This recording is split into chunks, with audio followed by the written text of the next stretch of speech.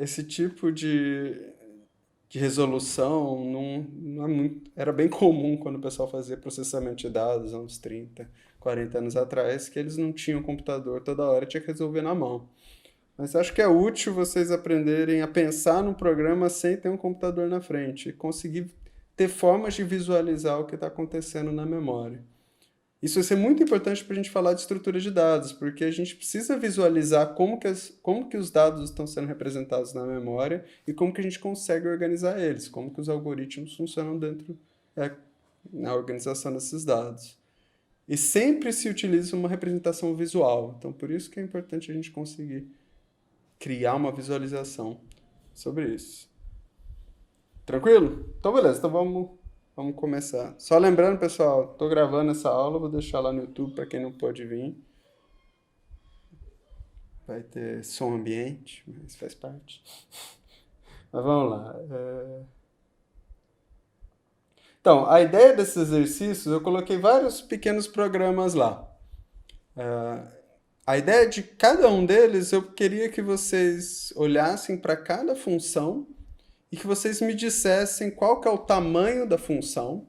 O tamanho é o quê? Quanto de espaço de alocação estática que cada função precisa para ela ser executada. E também que vocês me mostrassem passo a passo a evolução a evolução do mapa de memória. Como que está a memória com as posições das variáveis, os valores e etc. Aí a gente vai passo a passo e eu vou cobrir alguns pontos que normalmente o pessoal costuma errar bastante sobre como que isso acontece, que são questões bem conceituais. Então esse aqui eu já deixei lá um exemplo, mas vamos fazer só para a gente visualizar direito. Então o que eu quero que seja feito é o quê? É pegar uma função inteira e me dizer qual que é o tamanho dessa função, quanto de dados que tem lá. Se vocês lembrarem, a gente tinha 3 coisas que eram importantes para a gente saber o tamanho, certo? Uma delas é a parte de saída. Nossa, vou tentar pôr uma letra boa, mas vai ser difícil. No papel já é feio nesse trem aqui. Saída. Que é o quê? O valor de retorno.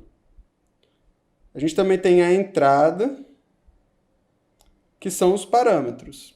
E a gente tem as variáveis.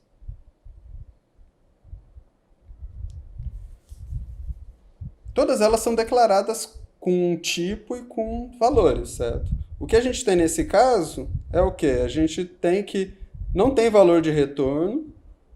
Então a gente tem a gente não tem um valor de retorno. Então essa é uma função void. O void é um tipo coringa que ele basicamente significa vazio. Void é vazio em inglês. Que é um tamanho zero. Então ele simplesmente está falando, não vai retornar nada. Por isso que o return tem nada. Nem precisava ter esse return aí. Mas significa que a saída não tem nada, certo? Então a nossa saída é de tamanho zero. A entrada dessa função também, se a gente olhar ali, também é vazio, também não tem nada, certo? Então a nossa entrada também é zero. Agora a gente tem 2 variáveis. A gente tem ali o var1 e o var2, certo? Então a gente vai ter 2 variáveis do tamanho inteiro. Então a gente vai ter 2 int. Então o tamanho total que a gente vai ter vai ser o quê? Vai ser 2 inteiros. O inteiro no C a gente consegue definir de vários tamanhos. Ele pode ter de 32 bits, 16 bits e tal. E isso normalmente você sabe pelo número de bytes. O int padrão também depende da versão do compilador e tal, mas normalmente são 4 bytes. Tem uma função chamada sizeOf. Você consegue fazer sizeOf int, que ele vai, que é mais ou menos assim, ó, sizeOf. Você coloca o tipo que ela te retorna qual que é o tamanho. certo? Então isso significa que essa função ela tem dois inteiros. O tamanho dela são dois inteiros. Que se forem 4 bytes, então significa que são 8 bytes, que todas as vezes que eu invocar essa função, eles são alocados. Certo? Então a resposta disso é dois inteiros. Uma prova normalmente eu coloco, o inteiro é tamanho 4, o float é tamanho 2 e tal, daí vocês fazem a conta. Tranquilo quanto a isso, pessoal? Alguém tem alguma dúvida?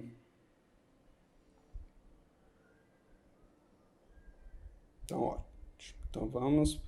Então, próximo. Então, dado isso, aí a segunda parte que eu queria era que vocês me mostrassem a evolução desse programa, a evolução do mapa de memória. Isso ocupa papel. Então, assim, normalmente numa prova eu não vou cobrar de vocês passo a passo. Eu vou indicar um passo. Eu vou colocar normalmente uma flechinha tipo assim. Ai, cacete. Opa, desculpa a palavra. Normalmente eu vou pôr uma flechinha assim e falar, ó. Vamos conferir essa flecha. Nessa posição da execução, como que está o mapa de memória, certo? Mas a gente pode fazer passo a passo aqui, já que não estou gastando papel. Então, o que vocês têm que fazer é, desenhar. Aqui a gente só está trabalhando com a pilha, certo? Lembra, a gente ainda não está na parte de... Nossa, que coisa... Pilha. Show de bola. Então, isso, o que eu estou representando aqui? Lembra que eu falei que a memória, ela mapeia todos os registros como um prédio, de uma forma linear. Cada endereço é como se fosse um andar desse prédio. Então, eu posso ir fazendo vários andarezinhos, certo? Então, o que eu quero que vocês mostrem é, num dado momento de execução, como que está a pilha, como que ela está organizada a memória, dada a declaração que foi feita. Então, quando você começa a execução, então aqui eu coloco uma flechinha, ó, veja que eu não incluo as declarações, porque as declarações elas são só uma instrução de como a memória tem que ser organizada. Uma vez que vira programa mesmo, essas instruções não viram uma instrução para o processador. Mas atribuições e uma atribuição mais uma soma efetivamente viram instruções. Então aqui essa flechinha significa, ela está antes que todas as instruções. Então significa que já foi iniciada essa função, mas eu ainda não executei nenhuma dessas duas linhas, certo? Mas uma vez que já foi iniciada a sua função, a pilha ela já vai incluir as declarações, certo? Então já vai ocorrer a alocação estática. O que a gente tem que alocar aí? A gente não tem retorno, a gente não tem parâmetro, então são só as variáveis. E a gente tem duas variáveis, certo? A gente tem aqui esses dois inteiros aqui, certo? Então o que vai aparecer na pilha vai ser o quê? Vai ser o var1 e vai ser... Nossa, ele tá já feio com esse negócio. E o var2, certo? Os dois são do tipo inteiro. Então a gente pode até colocar aqui com mais... Posso falar, ó. Ela é inteiro, essa aqui também é um inteiro. Mas elas ainda não têm valor, porque eu ainda não fiz nenhum tipo de atribuição. Mas tem algum valor lá? Tem. Quando você faz uma atribuição em C sem inicializar, o que estava na memória antes lá é o que vai ser lido. Então, se eu der, por exemplo, imprimir esse valor sem atribuir um valor, algo vai aparecer ali. Mas vamos continuar. Então, se eu coloco assim, a flechinha nessa posição, nada aconteceu ainda. Só essas duas variáveis foram alocadas. Certo?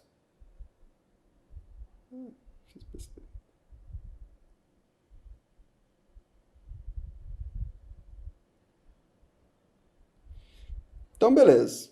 Então, vamos andar um passo aqui. Então, agora a gente vai colocar a flechinha depois dessa atribuição aqui, ó. Então, ó, eu executei essa operação, que foi uma atribuição. O que a atribuição fez? Ela falou que no espaço da variável 1 eu vou incluir 10. Então vai aparecer um 10 ali. Ó. Isso é um 0, não um 6. Cacete. Ah.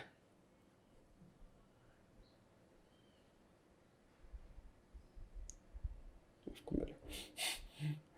Vai, são 10. Você viu o que aconteceu? Então, você executa cada uma dessas operações e isso tem que refletir no que está acontecendo aí na pilha, certo? Então, isso seria essa operação. Aí a próxima, que é a última aí, é o quê? Eu vou colocar antes do return e depois dessa variável. Que eu vou fazer essa operação aí, que eu vou falar que o valor que vai ser armazenado em variável 2 vai ser igual ao valor armazenado na variável 1 mais 20. Então, é 20 mais o valor que está... Então, vai ser 20...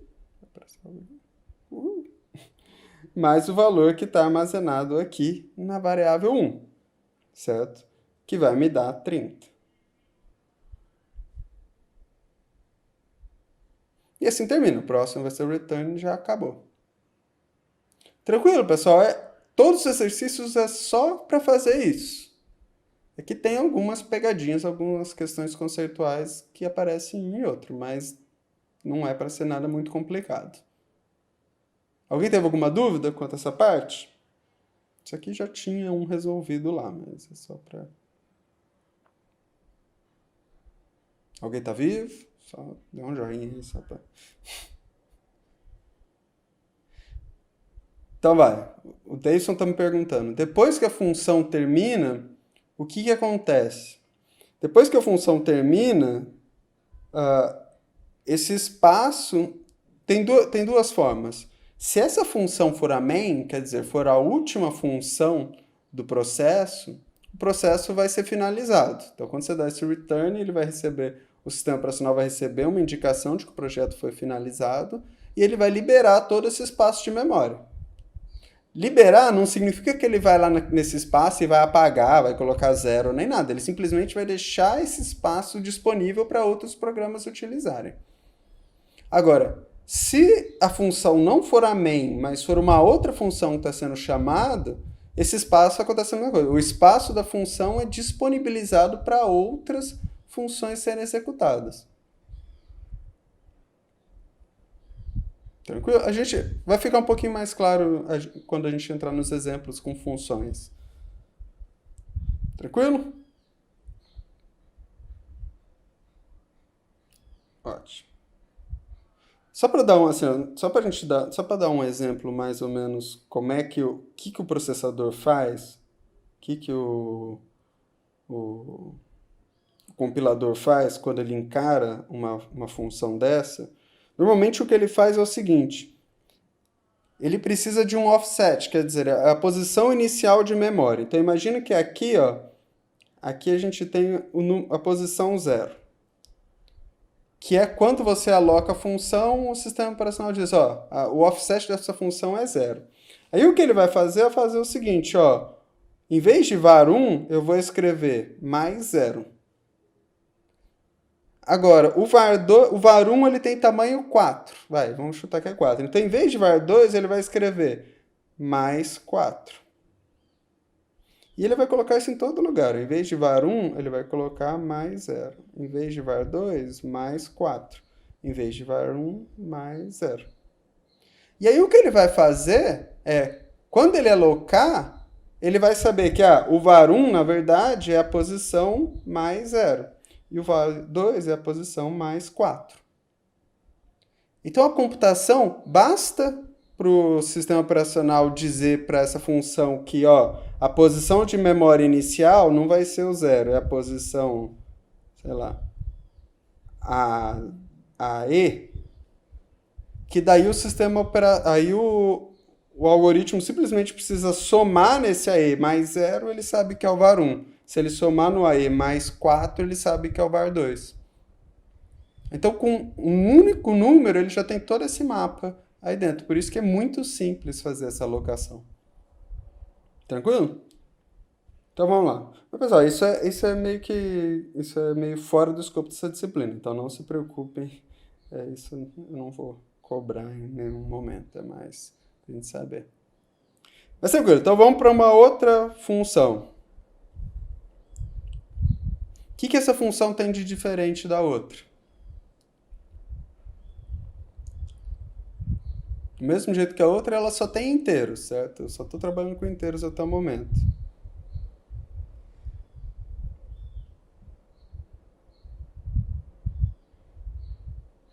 Sim, ela faz exatamente a mesma coisa, mas ela tem dois detalhezinhos. Ótimo. A Thaís está falando, ó, onde as variáveis estão declaradas. Exatamente, ó, percebam que eu declaro a variável 1 ali em cima, aqui, ó. A variável 1 está declarada aqui, aí tem uma instrução que usa a variável 1 e depois eu chamo a variável 2. Nem todo nem todo compilador permite fazer isso. Alguns compiladores de C antigos, eles só permitiam que você fizesse a declaração de todas as variáveis no começo da função. Mas os compiladores mais modernos já deixam fazer isso.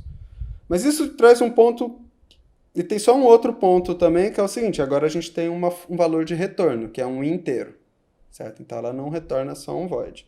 Então a primeira pergunta que eu faço é qual que é o tamanho dessa função? Então a gente tem que vir de saída. Quantas variáveis de saída que a gente tem? A gente tem um inteiro, certo? De entrada, a gente tem nada. E de variáveis, a gente tem 2 inteiros, certo? Só deixar eles aí, pintar eles bonitinho aqui. Tem 1 inteiro, 2 inteiros, 3 inteiros. Então, no total, a gente tem 3 inteiros, certo? Aí a pegadinha aqui é o seguinte. Então, a gente tem que desenhar o nosso mapa de memória.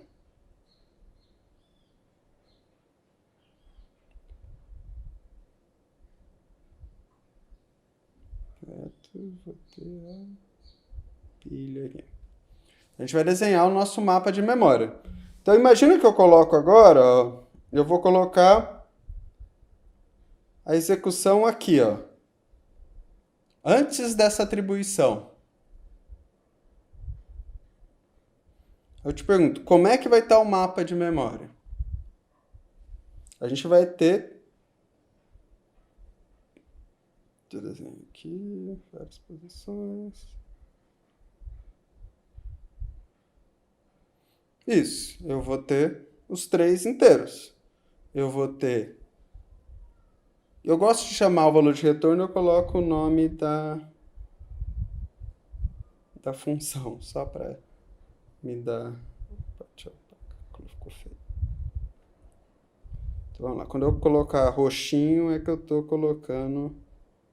Então, eu tenho esse. Então, quando eu colocar roxinho, é que esse cara é um inteiro. Então vai ter o main, que é o valor de retorno, vai ter a variável 1 e vai ter a variável 2. Certo? Todos eles são inteiros. Aqui tem um primeiro ponto conceitual. Veja que a flechinha está antes da declaração da variável 2. Mas a partir do momento que você chama a função, a partir do momento que a função é alocada, todas as variáveis, o espaço inteiro de memória da função é alocado. Então, todo esse espaço aqui, ó, já está reservado. E uma próxima função começaria daqui para cima. Então, não precisa chegar na posição de declaração. Lembra, na hora que for feita a compilação, o compilador ele tira todas essas declarações e ele calcula qual que é o tamanho da função. Então, independente da posição da declaração, começou a função, todas elas aparecem na pilha. Isso é uma questão conceitual bastante importante. Mas, de resto, essa função faz exatamente o que a outra função faz. Então, nessa posição aí, ela começa com... Então, ela começa com nada, certo? Aí, para a segunda, aí ela continua a execução. Então, ela vai vir logo depois desse var 10. Então, aqui na posição 1 vai aparecer 10.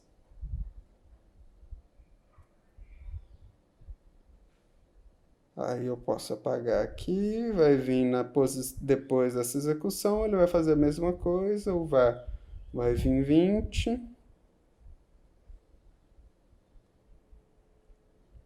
Certo? Aí, por último, o que vai acontecer é, ele vai vir na execução desse return, ele vai retornar 0, então dentro desse espaço ele vai colocar aquele valor que vai ser retornado. O que acontece é que a função que recebe esse valor consegue ter acesso a esse valor logo antes desse espaço ser todo liberado, quando a gente tem alguma atribuição. Vou mostrar isso com mais detalhe mais para frente. Tranquilo? Pessoal. É bem simples, é bem trivial isso aí. var 2 igual a 30, sim, fiz besteira. A gente não... Opa, 30. Deixa eu arrumar nesse aqui também. 30. Ficou feio, mas tá bom. Valeu, pessoal. Tranquilo? Então vai. Pessoal, isso vai ficar só um pouco mais complicado quando na dinâmica é mais chatinho, mas até aqui é ir brincando assim. Do mesmo jeito, beleza. Aqui, de novo. Qual que é o tamanho dessa função? Ela tem entrada, ela vai ter saída, que é esse int, ela não tem parâmetro, e ela tem um inteiro e tem... Vamos colocar float, um verdinho. E ela tem um float, certo? Então, qual que é o tamanho dessa função? Ela vai ser 2 inteiros mais um float. Esse é o tamanho dessa função. Tranquilo? Do mesmo jeito que as outras. Aí, beleza. Então, como é que a gente segue? Pessoal, se for tendo dúvidas, só se intrometer aí. Então vai, a gente faz aqui umas linhas horríveis, vou chamar de P agora para ficar mais fácil. E a gente coloca aí os espaços da pilha. O que a gente vai ter então? Ó, lembra, a gente vai ter os dois inteiros e o nosso float. Então, a gente vai ter o valor de retorno, que eu vou chamar de main. Eu vou ter a variável 1. E eu vou ter a variável 2, que é um float. Certo? A única diferença que tem, a única coisa de interessante desse exercício aqui é que agora eu tenho tipos diferentes. Além do int, eu tenho o float. Certo? Então, a gente começa com a execução antes da atribuição. Tá, daí, ele tem outra coisa interessante também. Eu vou pular já para... Vamos passar essas duas atribuições aqui. Então, eu vou ter que a variável 1 recebe o valor 3 e a variável 2 recebe o 2.5. Certo? O que esse cara vai ter de interessante agora é que ele tem esse if aí, né? Quer dizer, ele pode ter caminhos de execução diferentes. Como a variável 2 não é... Como a variável 1 não é menor que 2, ele nem vai entrar dentro desse if aí. Então, se eu passar essa execução para cá, basicamente não aconteceu nada. Certo? Mas a ideia desse exercício aqui era só para mostrar a representação quando a gente tem tipos diferentes. Então, no fim, a gente vai ter aqui um main com um 0. Certo? Facinho, né? Show de bola. Então, vamos agora pegar um exercício um pouquinho mais interessante. Agora vai aparecer o conceito de função. Então, a gente vai poder responder algumas das coisas que a gente estava falando ali. Então, agora a gente tem duas funções. Certo? Então, vamos separar elas. Então, a função main, que ela vai ter?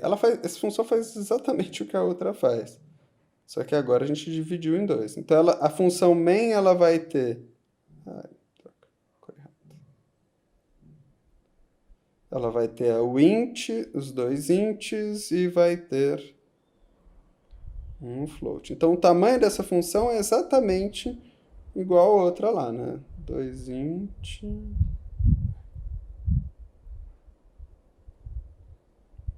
e um float, que é o tamanho total dela. Certo? A outra função que a gente vai chamar, veja, a gente faz isso para cada função, certo?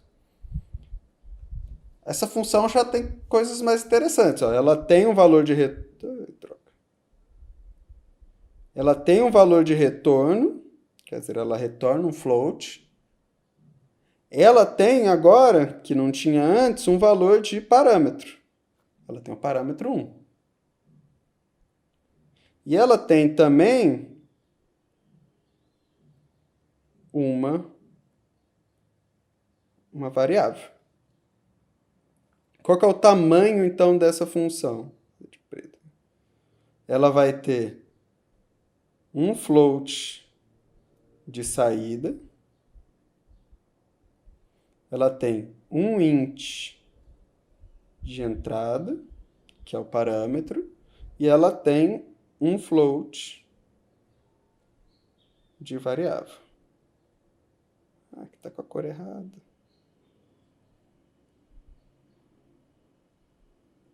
Era verdinho. Certo?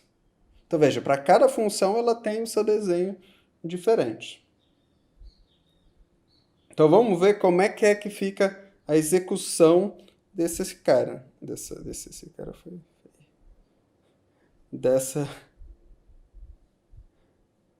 desse programa. Então, novamente, a gente está preocupado com a pilha. E a pilha vai ter aqui várias posições. Certo? Então, ela começa a execução sempre aonde? Ela começa na main. Certo? Então, a gente começa essa execução na main. Então, o que vai alocar? Então, se a execução está na main, a main vai ter que estar na pilha.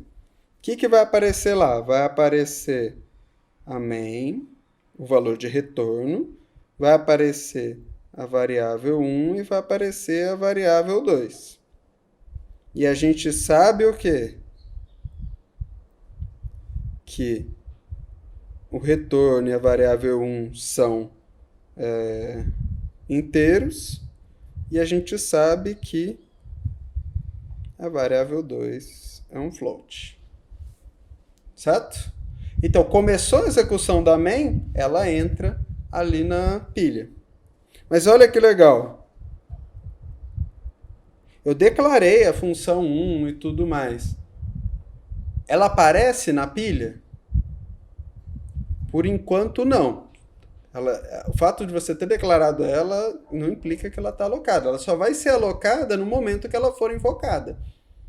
Então, por enquanto, ela não está sendo executada, então ela não aparece na pilha. Então, nesse momento, a pilha está parada dessa forma. Certo? Mas aí a gente continua a execução. O próximo passo, vamos um pouquinho mais rápido, só a gente vai fazer essa atribuição. Então, a gente faz essa atribuição do 3 na variável 1, então a variável 1 recebe o valor 3. Certo? E passado isso, aí a gente vai entrar dentro da execução desse comando aqui, que ele chama a função 1. E a gente vai fazer como debugador, vai entrar dentro da função. Então, a gente vai colocar uma flechinha aqui no começo da função antes de chamar qualquer coisa.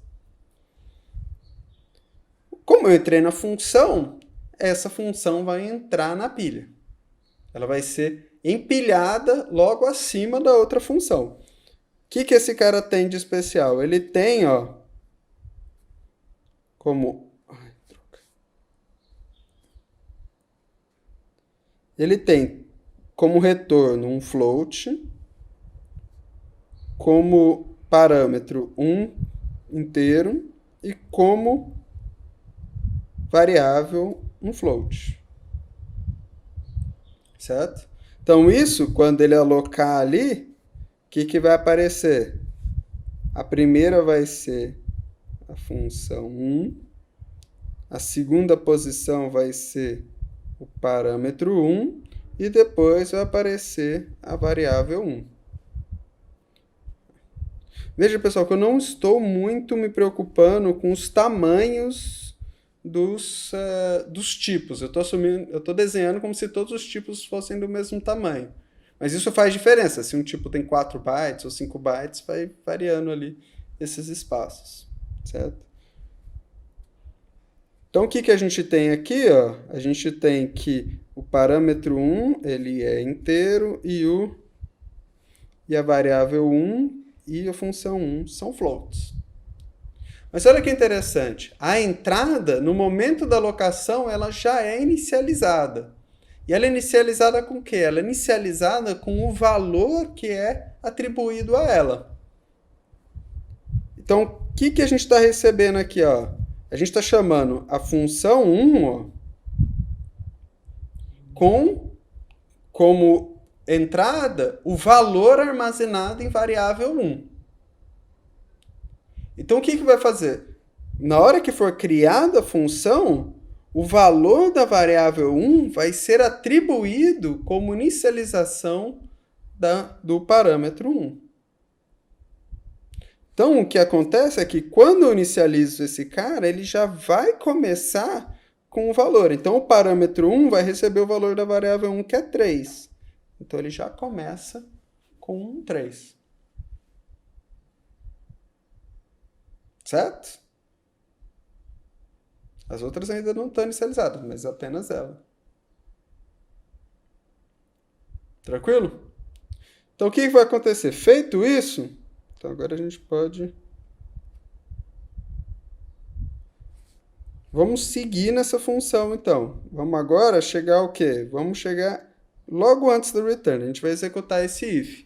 O que esse if vai fazer? Se o parâmetro 1 for menor que 2, ele vai atribuir a variável 1 3.5. O parâmetro 1 é 3, então ele não vai entrar. Ele vai entrar no else. Certo? Então ele vai... Nessa condição, essa condição vai ser falsa. Então ele vai entrar no else e ele vai fazer essa atribuição aqui. Variável 1 vai receber 2.5. Então a variável 1 vai receber 2.5. Certo? Logo antes da atribuição. Tranquilo? Então, passado isso, o que ele vai fazer? Agora a gente vem para o retorno. A gente está aqui. O que o retorno vai acontecer? Ele vai atribuir à posição de retorno o valor dessa variável 1. Então, ele vai vir aqui na função. Então, ele vai vir aqui, ó, nesse espaço da função 1, e ele vai atribuir o que está sendo dito aqui pelo return, que é o valor da variável 1. Então, a variável 1, que é 2.5, ele vai atribuir aqui. Mas olha que interessante, pessoal. Eu tenho variável 1 nesse contexto aqui, e eu tenho variável 1 nesse contexto aqui. Existe uma coisa que a gente chama de escopo de uma variável, que é quando você tem acesso a ela. Você só tem acesso a essa variável 1 aqui quando estiver dentro da execução da função 1. Isso acontece por aquela coisa, que ele cria uma sominha e tal. O nome em si é irrelevante. Para o compilador, tanto faz o nome que você der aqui ou o nome que você der aqui. Ele só vai considerar aquilo que está dentro da própria função. Então, por isso você pode dar qualquer nome. Então, feito isso, o que vai acontecer? Olha que legal. Aqui em cima...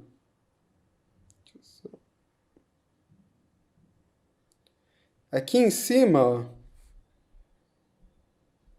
tá vendo que a saída da função é uma atribuição para a variável 2. Então, antes de liberar esse espaço, o que ele vai fazer? Ele vai pegar esse espaço, o valor que está armazenado aqui, e vai utilizar ele para essa atribuição. Então, a variável 2 vai receber esse 2,5. Certo? E feito isso,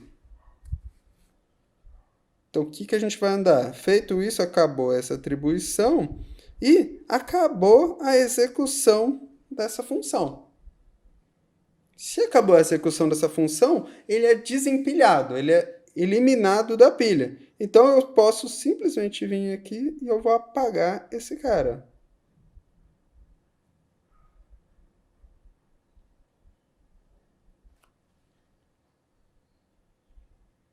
Ele é simplesmente tirado ali da memória. Esse jeito de falar, os valores continuam lá, ele apenas diz o seguinte, a próxima vez que eu alocar uma outra função, eu posso colocar no lugar desse cara, que ele ficou liberado. Mas ele não efetivamente chega lá na memória e apaga esses valores. Isso é até uma questão de segurança. Assim, várias falhas de segurança de software são que eles desalocam um espaço de memória, mas o dado utilizado ainda está lá. Agora, imagina que esse dado é uma senha, alguma coisa. Então, algum outro programa, sabendo disso, pode ir naquela posição e tentar acessar esse dado. Por isso que, assim, em segurança, normalmente é importante você gravar em cima dos dados.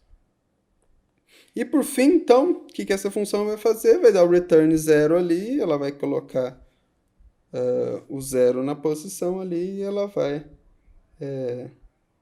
acabar. Tranquilo, pessoal?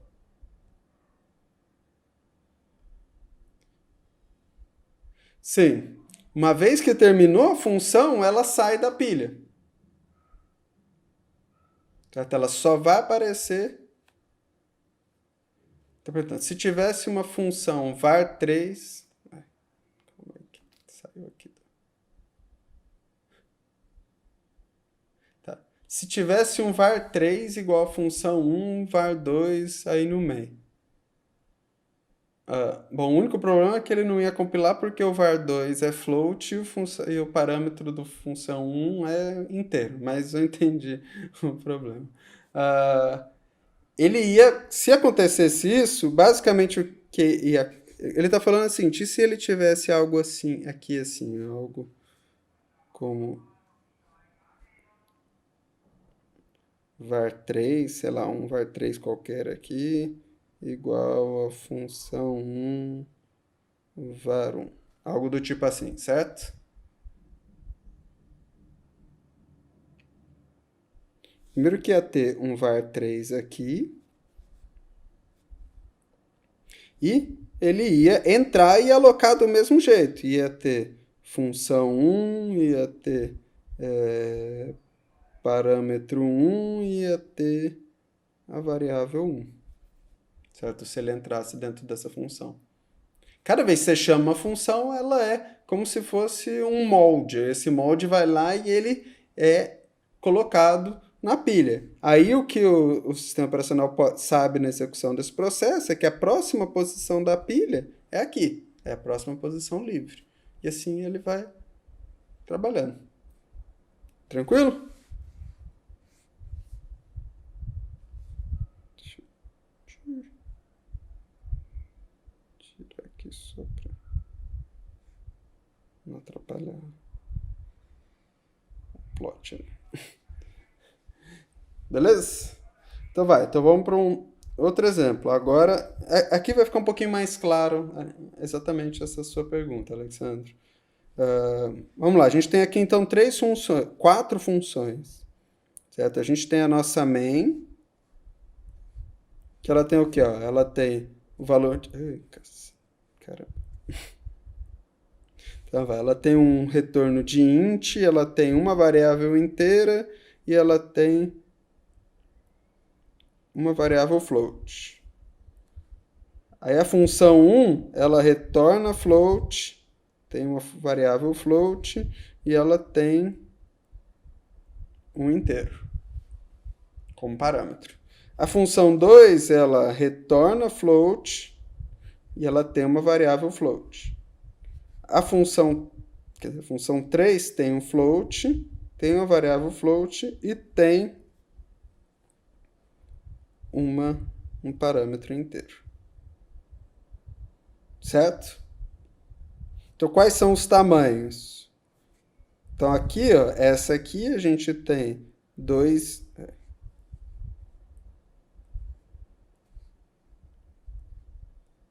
A gente tem 2 int mais um float. Serão mais. Essa aqui, a função 1, a gente tem 2 float mais um int. A função 2, a gente tem 2 float. A função 3, a gente tem 2 float mais um int. Certo? Então vai. Então vamos ver na prática então como é que esse cara fica. Se couber aqui. Fazer menorzinho. Beleza. Pilha.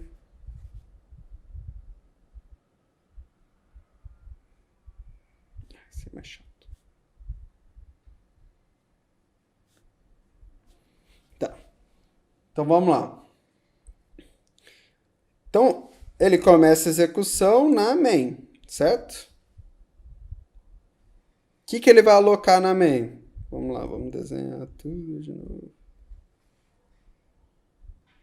Tem a int, o int e tem o float aqui. Tá tudo declarado, tá tudo compilado, todas as funções, mas em execução tá só a main. Então, o que vai aparecer aqui embaixo? Ó? Vai aparecer...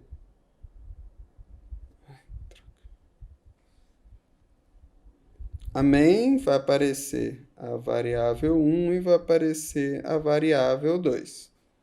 Certo? Então, a main é roxinha, a variável 1 é roxinha e a variável 2 ela é verdinha. Então, começando, ela fica assim, com nenhum valor, nem nada. Mas vamos para uma posição, então, mais interessante. Certo? Então, vamos para quando chamar aqui esse cara. Então, a primeira coisa que ele vai executar é essa atribuição. Então, a variável 1 vai receber o número 3. Certo? Então, ele vai entrar dentro da função 1. E o que a função 1 tem? A função 1, ela retorna um float. Ela tem uma variável float e ela tem aqui um parâmetro de inteiro. Então, o que ela vai ter? Vou colocar aqui um f1, função 1, que é o retorno. Vou ter o parâmetro 1 e vou ter a variável 1. Certo? Vai faltar espaço.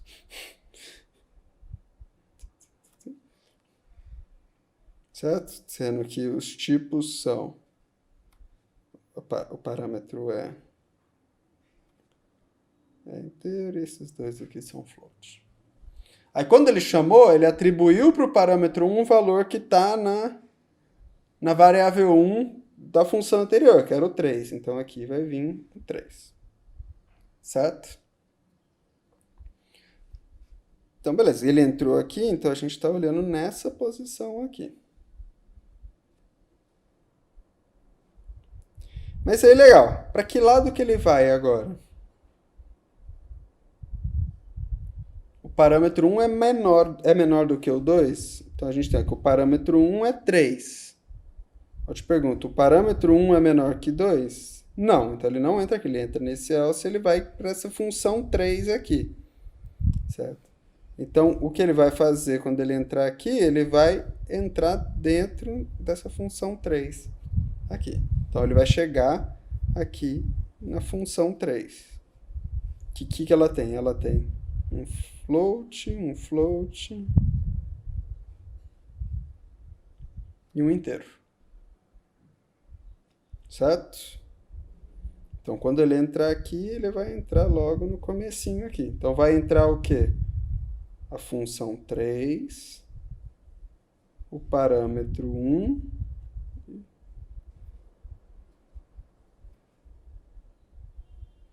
e vai entrar também aqui a variável 1. Sendo que os tipos, eu tenho o parâmetro roxinho.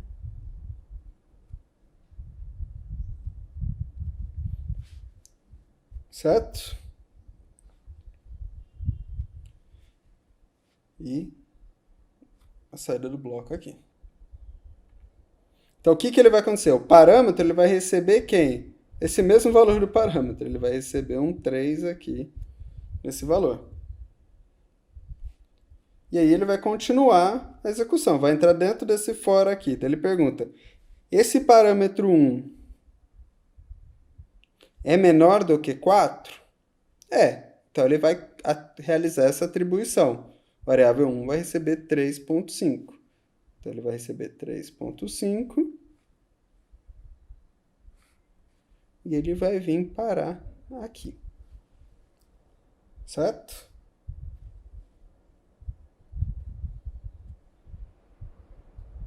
Então, feito isso,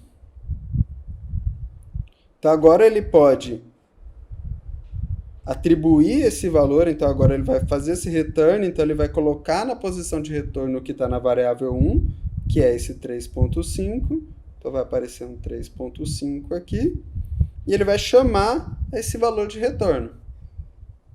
Então, chamando esse valor de retorno, ele vai pegar esse valor que está aqui, no valor de retorno, e ele vai fazer uma atribuição lá para trás, que é aqui. A saída da função 3 vai vir para a variável 1. Então, a variável 1 da função 1, que é aqui, vai receber o 3,5. E finalizado isso, ele vai apagar essa posição aqui. Certo? Eu poderia até deixar aqui na pilha, mas eu vou apagar só para representação, mas que esses valores continuariam ali. E enquanto esse cara aqui, ele vai vir mais para frente. Aí esse cara vai fazer exatamente a mesma coisa. Veja, ele tem um retorno da variável 1, então ele vai pegar o valor na variável 1 e vai passar para essa posição de retorno. Então aqui vai receber o 3,5. Aí, chamado retorno, ele vai fazer essa atribuição lá para a variável 2. Então, a variável 2 vai receber o 3,5. Vai acabar essa execução e a gente vai também poder apagar o que está aqui.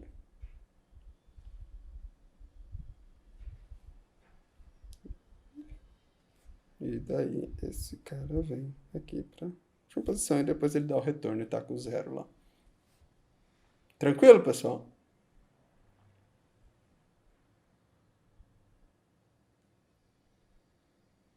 Ótimo. Então vamos lá. Então vamos. Mais 4 exercícios aí. Tá, agora a coisa vai começar a ficar um pouquinho mais interessante. Não mais interessante, só.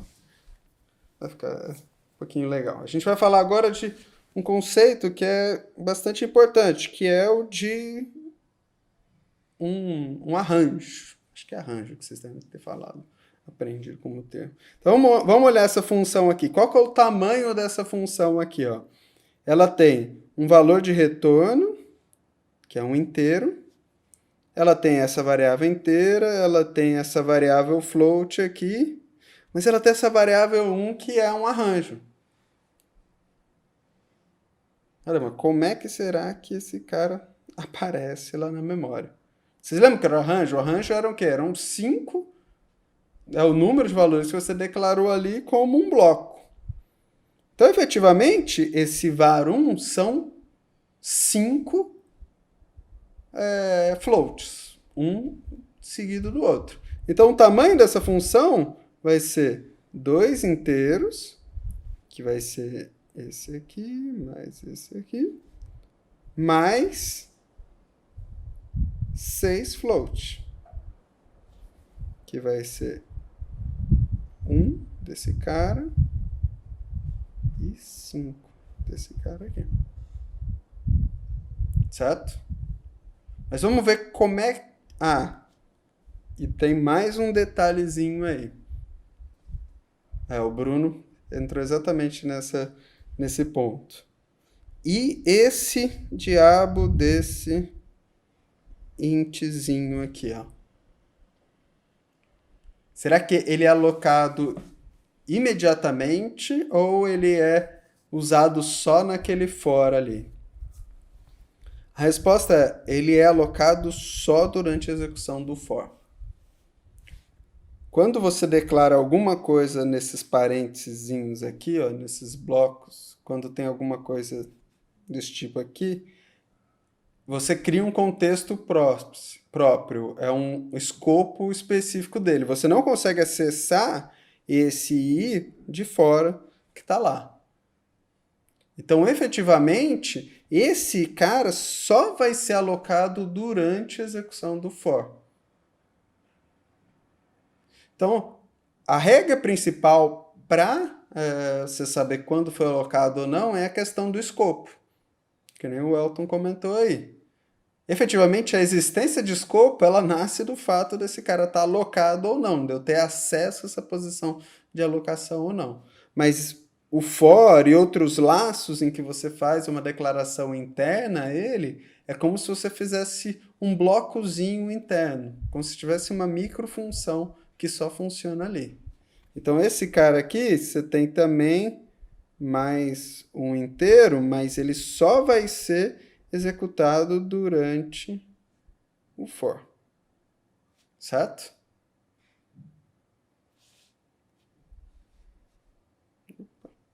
Então, beleza. Então, vamos ver agora como é que fica a nossa pilha. Eu vou fazer o desenho feio, porque ficou mais...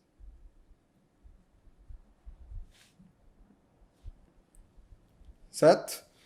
Então, novamente, o que a gente tem aqui? A gente tem inteiro, inteiro, inteiro, e a gente tem float, float. Então, vamos lá. Vamos começar a execução aqui.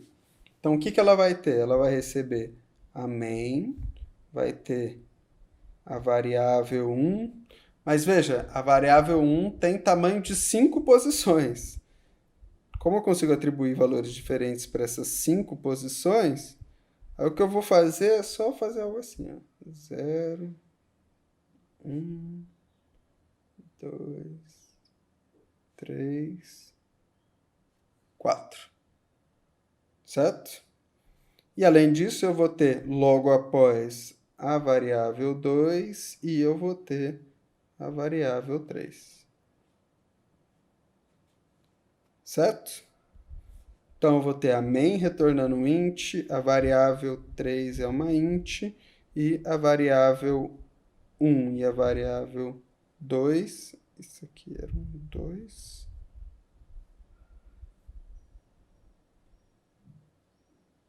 Rapaz, tem alguém com áudio ligado aí. Então, onde é que eu tava mesmo? Vamos lá. Tá tranquilo, pessoal? Então, quando você faz essa alocação de um bloco, de um arranjo, ele vai criar sequencialmente essas posições. Certo? A gente já vai ver como é que a gente acessa isso. Mas você consegue acessar, quer dizer, a forma de acessar, uma das formas que você tem de acessar é usando esse operador aqui, ó, que é o que aparece aqui. Certo? Então, se eu utilizo o operador A para a posição 0, significa que eu estou trabalhando nesse espaço de memória. Se eu coloco com o operador 3, que eu estou trabalhando nesse espaço de memória aqui. Tranquilo? Então, vamos lá. Então, agora a gente vai... vamos colocar só aqui, vamos colocar... logo após as atribuições. Então, eu atribuo que a variável 3 vai receber um 5, a variável 2 vai receber um 2.5, e eu falei que na posição 0 da variável 1, ela vai receber o valor da variável 2, que é o 2.5. Então, 2.5 vem para essa posição aqui. Tranquilo? Então, beleza. Então, vamos entrar dentro do for. Agora a gente vai e entrou dentro desse for aqui, ó. Esse é um pouquinho mais chato de representar, mas a gente, como é vídeo... Então ele vai inicializar, então ele vai aparecer... Opa! Vai aparecer o II aqui. Certo? E ele vai ser inicializado já com o valor 1. O que o for faz? Ele faz uma atribuição, ele tem uma condição de continuação, quer dizer, ele vai continuar executando o código abaixo sempre que essa condição for verdadeira, quer dizer, enquanto o II for menor do que a variável 3, ele continua. E, por fim, ele tem um código que ele executa ao final do que tiver dentro desse loop aqui. É só uma simplificação de um ciclo, de um loop, de um while. Certo? Então, ele vai começar com I igual a 1. Ele vai ver qual que é a condição. O I é menor que variável 3? 1 é menor do que 5? É.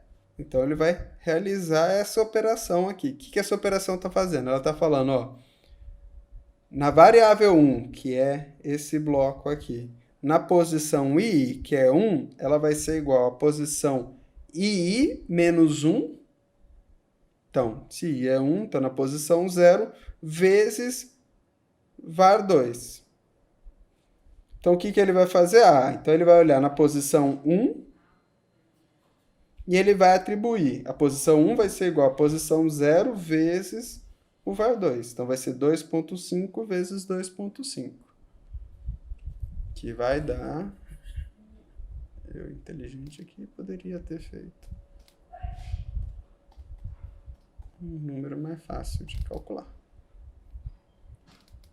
2.5 vezes 2.5, que vai dar aqui seu 6... Opa! Seu 6.25. Certo? E a execução vai continuar. Então, ele vai fazer no fim uma incrementação do I para 2. Aí ele vai ver. O 2 é menor que 5? É. Então, ele vai executar isso aqui novamente. Ele vai ver. Na posição I2 vai ser igual à posição 1 vezes 2.5. Então, isso aqui vezes 2.5. Que vai dar... Opa! 15.625.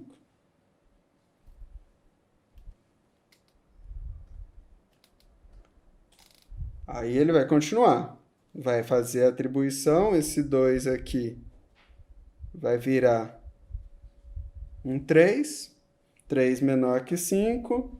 Vai fazer a atribuição do 3, que vai dar 39.0625.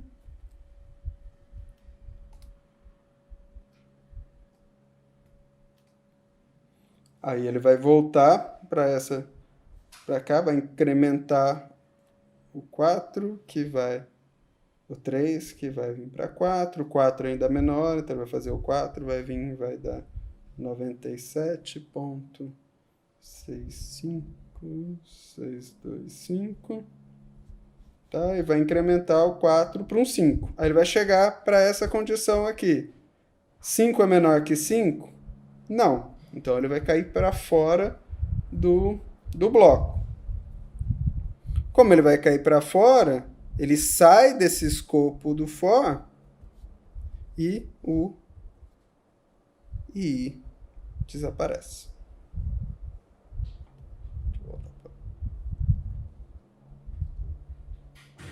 Certo? Tranquilo, pessoal? A ideia desse exercício aqui era só para ilustrar o que acontece quando aparece um bloco e também para essa questão de você ter uma variável de loop dentro de um escopo de bloco dentro de uma função. Aí só um ponto. Por que eu coloquei II e não I aqui? Isso aqui foi um programador, amigo meu, que trabalhava numa empresa grande aí, que ele falou que Se você coloca uma variável i e tem que trocar ela ou buscar ela dentro do código, vira um inferno, porque ele vai achar em tudo qualquer canto. Vai achar no int, vai achar no main e tal. Se tiver um busca aí, você vai estar lascado. Aí se você coloca ii, dificilmente você vai achar dois ii numa mesma palavra, daí fica mais fácil de você trabalhar. Só uma dica prática aí que alguns programadores usam. Certo? Então vamos lá. Vamos agora para uma outra. Ah, essa já era a última. Ou não? O que eu fiz já? Ah, essa já é a última que eu copiei duas vezes aqui. Então vai, na última. Essa aqui é que tinha. Essa aqui, se alguém tentar executar, ela vai dar um erro. Alguém. O que vai acontecer? Veja. Ela faz exatamente o que a outra deveria fazer. Ela só tem um pequeno probleminha. Tem dois conceitos importantes aqui, mas vamos lá. Vamos primeiro olhar a parte de tamanho, vai. Qual que é o tamanho da main? A main aqui ela vai ter o retorno de um inteiro, uma variável main e vai ter um float. A função 1 ela vai ter um float de parâmetro e um float de variável. E também tem como um inteiro como variável. Então, esse primeiro cara aqui, ele tem 2 int mais um float. E o de baixo vai ser 3 float mais um int. Isso significa que a cada execução dessas funções, eu vou ter que reservar esse espacinho de memória aqui. Então vamos para execução. Aqui, não sei se vocês repararam, tem uma questão importante, que é o quê? Veja que a função 1, ela chama a própria função 1. A função 1 chama a própria função 1. Isso é o que a gente chama de recursão. Espero que seja assim que escreva. Vocês já devem ter visto isso em algum canto. Espero. Mas seja que se eu tivesse a condição de parada que já eu vou colocar ali, esse código faz exatamente o que o código anterior fazia, com esse espaço de memória aqui, certo? Mas vamos ver o que acontece quando eu tenho uma recursão para rodar aqui. Então, vamos apagar essa recursão aqui. Deixa eu só... Que ótima hora para fazer em obra.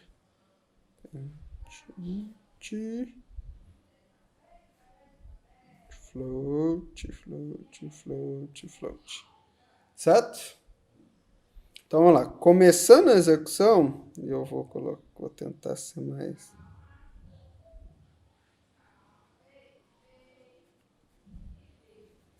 Começando a execução aqui, então o que é esse cara aqui, ó? Ele vai ter... Agora eu vou ser mais preguiçoso ainda, eu vou só pintar. Vai ter a variável 1 e eu vou ter a variável 2 aqui. Ele só reservou esse espaço aqui, certo? Que é o que ele tem ali. Lembra, 2 inteiros e um float. Tranquilo? Então vamos continuar. Então quando a gente entrar dentro... Cores...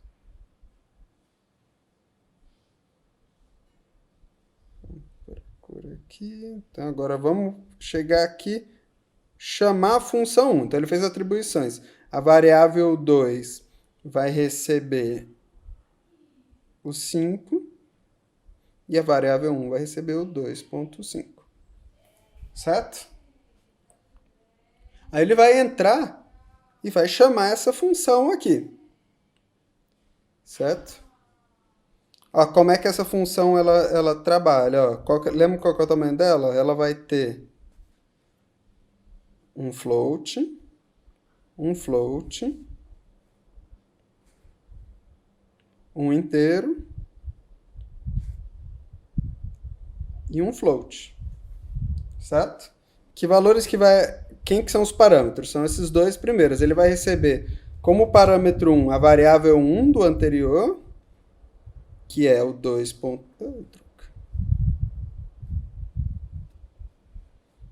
Que é o 2.5 e o parâmetro 2, que é a variável 2, que é o 5.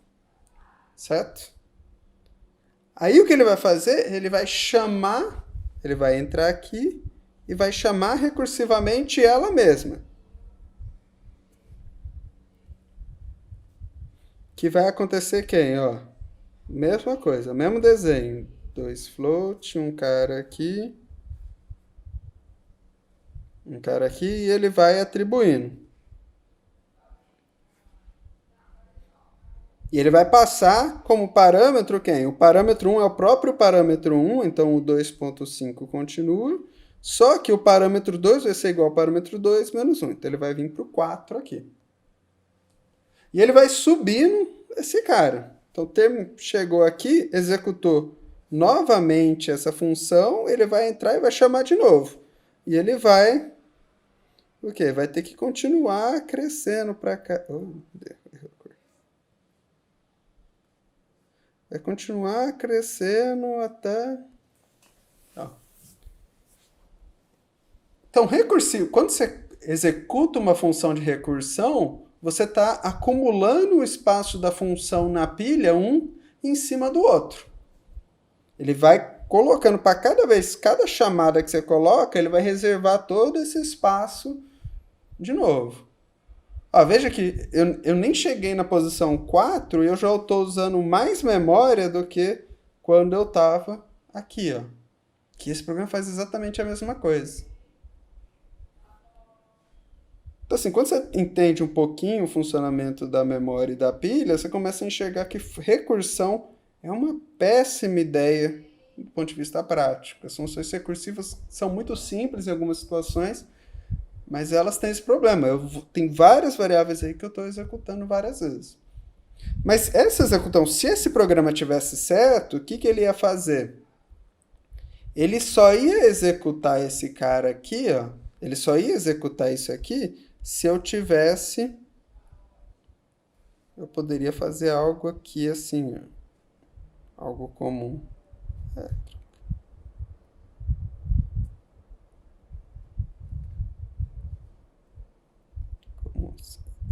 Se o par 2 for maior que 0, aí ele executa aquele código ali.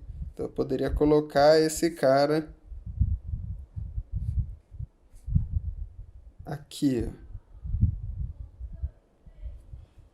Certo? Aí esse cara pararia. Mas como não tem esse cara, ele vai ficar acumulando esse bloco aqui, um em cima do outro, em cima do outro, em cima do outro, em cima do outro, nossa, até o infinito. Vai continuar até quando? Até quando não tiver espaço na pilha. Lembra que eu falei que o sistema operacional ele reserva um espaço específico na pilha para isso? Para você usar uma faixa de endereço? Se você roda esse cara aqui, ele vai acabar com essa faixa de endereço. Ele vai ficar pedindo mais espaço, até que o sistema operacional vai falar, não tem mais espaço. Quando o sistema operacional sinaliza o seu programa que tem um erro, durante a execução, é o que a gente chama de erro em tempo de execução. O Bruno está falando que vai ser falha de segmentação. Não vai ser falha de segmentação. Falha de segmentação a gente vai falar na próxima aula. Droga, já dei a resposta. Mas, assim, o termo que ele usa é o que a gente chama de runtime error. Nossa Senhora.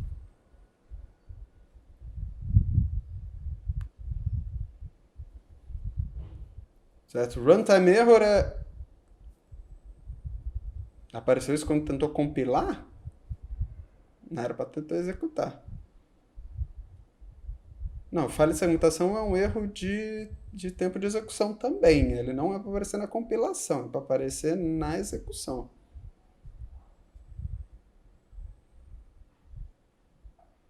Bom, eu posso olhar, mas como não tem nenhum,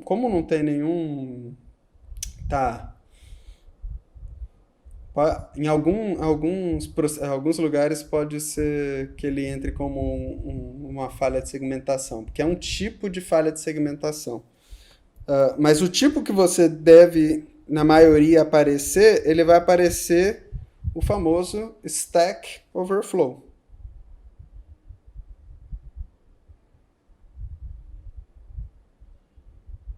Olha de onde vocês tiram os códigos daí para prova. O Stack Overflow em bom português, é estouro de pilha. Significa o quê? Que você pediu um espaço de pilha que você já não tem mais. Então o sistema operacional te manda uma mensagem te falando, ó, não tem mais espaço na stack. É um Stack Overflow. Tem nomes diferentes. Pode ser que em uma execução, dependendo do sistema, ele te fale que o erro é um segmentation fault, ou falha de segmentação, que é quando você tenta acessar um espaço que está fora do segmento do seu programa. Que ele pode assumir que você tentou um espaço fora da pilha que não existe, ele dá esse erro. Também pode acontecer. Esse é um dos pontos. Dependendo da execução dos sistemas, às vezes eles dão nomes diferentes para a mesma coisa. Mas o erro típico que acontece quando acontece isso é o tão famoso Stack Overflow ou estouro da pilha.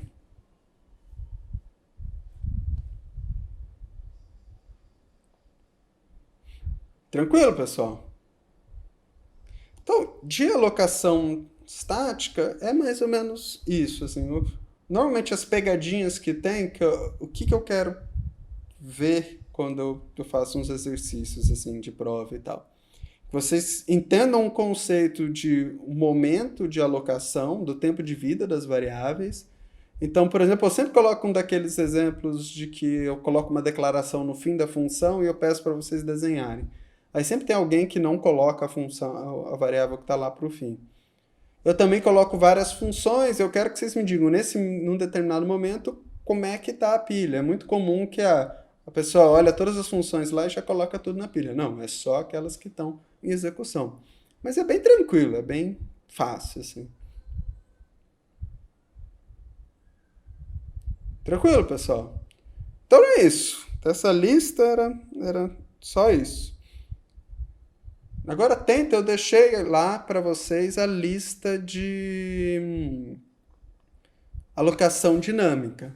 É exatamente a mesma coisa, só que a diferença é que agora, em vez de ter só a pilha, vai ter a pilha mais a heap.